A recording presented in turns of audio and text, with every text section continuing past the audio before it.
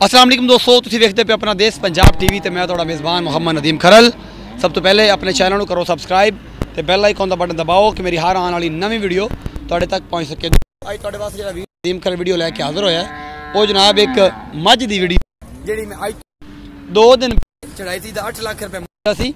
वो मझ साड़ी का सौदा हो गया। मेरा कैमरा मैं तुहानूं दिखाएगा। सूह पई है, कट्टा दिता है, दुध 12 किलो बोला दिता है उन्हें। जो भी सारा हिसाब किताब है वो मेरा कैमरा मैन तुहानूं सारा कुछ दिखाएगा। फिर ऑनर नाल भी गल करांगे जिहड़े आए ने, जिन्होंने खरीदी है, कोहाड़ तो आए ने ते वो लैके जा रहे हैं जनाब। इनू यह सारा कुछ कैमरा मैन साहब इधर मझ विखा लो, पहले बाकी गल्लां बाद ने।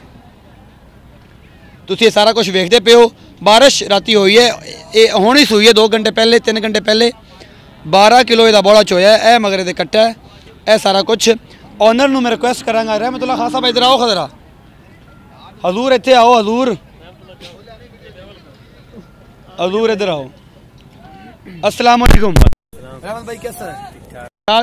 अच्छा रहमत भाई कैसे आया ये भैंस, आपने कैसे देखी है? ये हमने YouTube पे देखी थी और हमने इसकी वीडियो देखी, अच्छी लगी, लेने आए हैं आप? लेने आ गए, ले ली है, सौदा हो गया है। भाई के साथ, भाई आसिफ के साथ सौदा हुआ है? जी जी। अच्छा ये बताएं कि इसमें कोई आपको कोई चीज़ गलत तो नहीं दिखाई? जो चीज़ बोली है वही हुई है?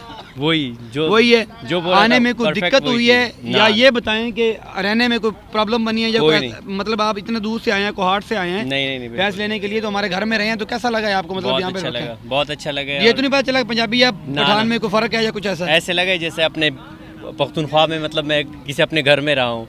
बहुत मज़ा आया भैंस लेके। अल्लाह पाक आपको, अल्लाह आपके नसीबों में करे और आप पे बरकत डाले इस भैंस में और आप में भी, आपकी सेहत में भी।